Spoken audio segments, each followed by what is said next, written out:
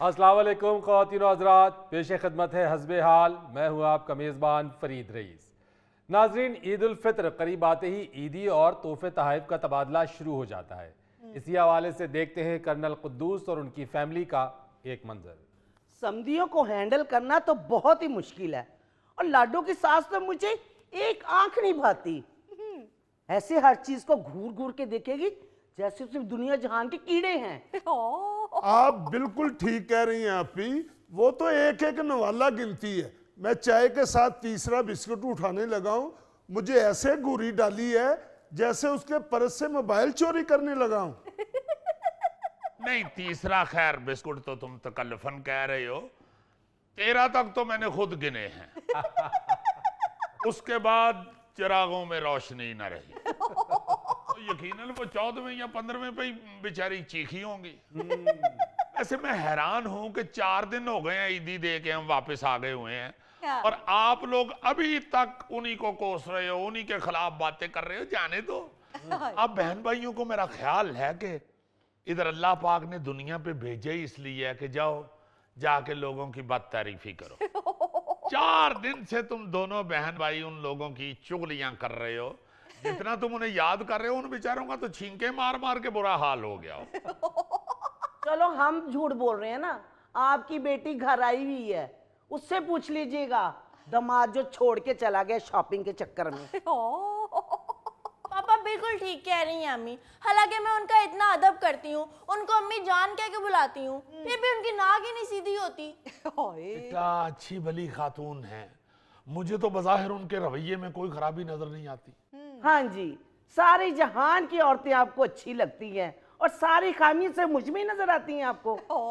आप खुद ही बताइए भाईजान, हम हर ईद पे इतने अच्छे अच्छे तोहफे उनके घर लेके जाते हैं, उनके मुंह से कभी तारीफी कलमात नहीं निकलते। सबसे बड़ी खामी तुम में ये है, ये।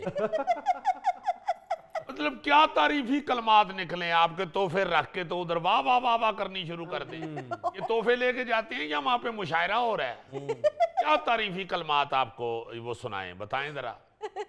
छोटा सा थैंक यू कह दें भाईजान। अभी जो थोड़ी देर बाद मंजर शुरू होने वाला है ना, उसमें फिर देख लेना तुम्हारी बहन के मुंह से कितनी दफा थैंक यू निकलता है। आ रही है ना इसकी बहू की भी ईद, आ रहा है दुरानी ईदी देने के लिए अपनी बेटी को। है दुरानी साहब को तो रहने ही दें बस। अक्ल किया करो ना, इस तरह किया करो, उसे समझी ना समझा करो, वो मेरा बचपन का दोस्त भी है।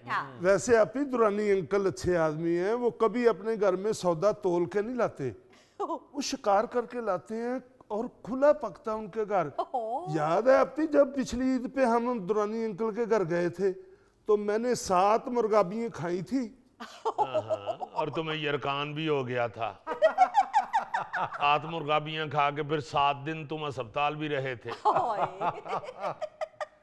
फिर भी तुम्हारे जहन में यह होगा कि इस ईद पे भी जब दुरानी अंकल के घर जाएं तो उनके घर मुर्गाबियां ही पकी हों।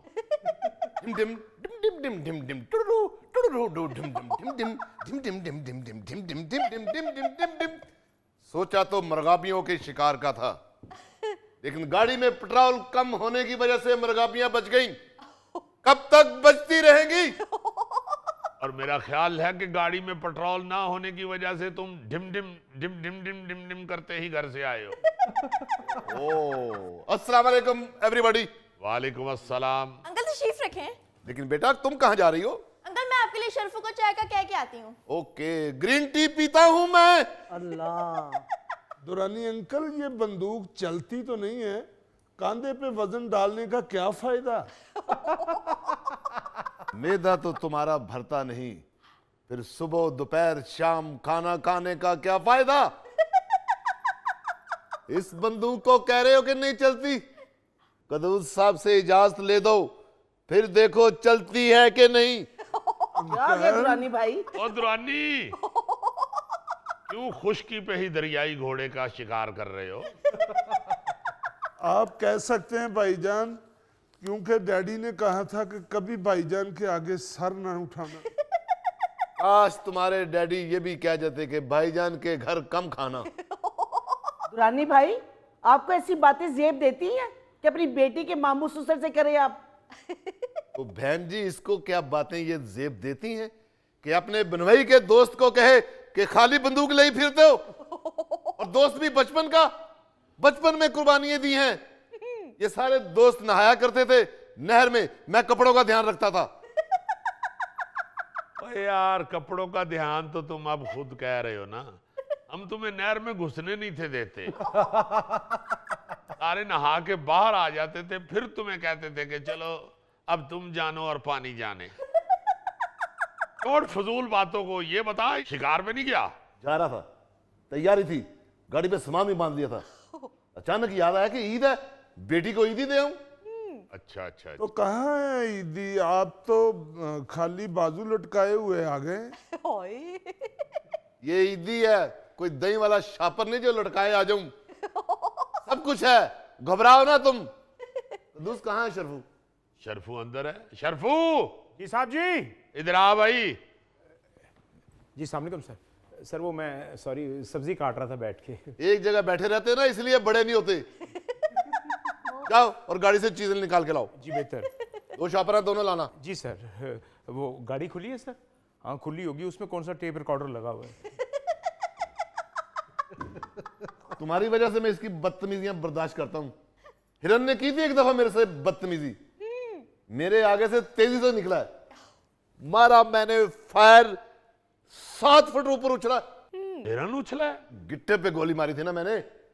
गिट्टे पे गोली लगे तो इंसान उछलता है। मगर 7 फुट उछला हिरन?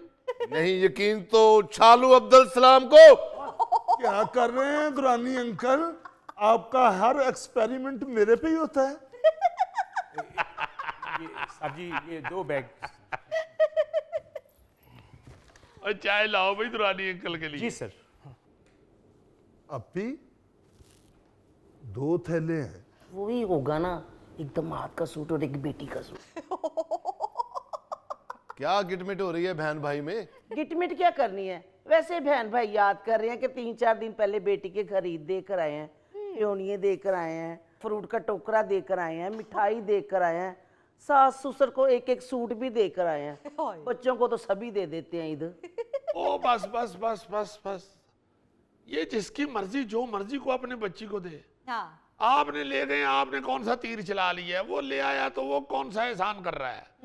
जो जिसकी मर्जी अपने बच्चों को दे, ये सुनाने वाली पूछने वाली कौन सी बात होती है? एग्जैक्टली। दुरानी मैं तो तुम्हें सच बताऊं ना, तो मैं तो बच्ची को ईद देने जाता हूँ, जाहिर है ये रवाज बने हुए हैं। हाँ। क्यों नहीं? मगर मैं इस चीज के खिलाफ हूँ। ये अभी तुम ईद लेके आए हो, मुझे नहीं अच्छा लगा।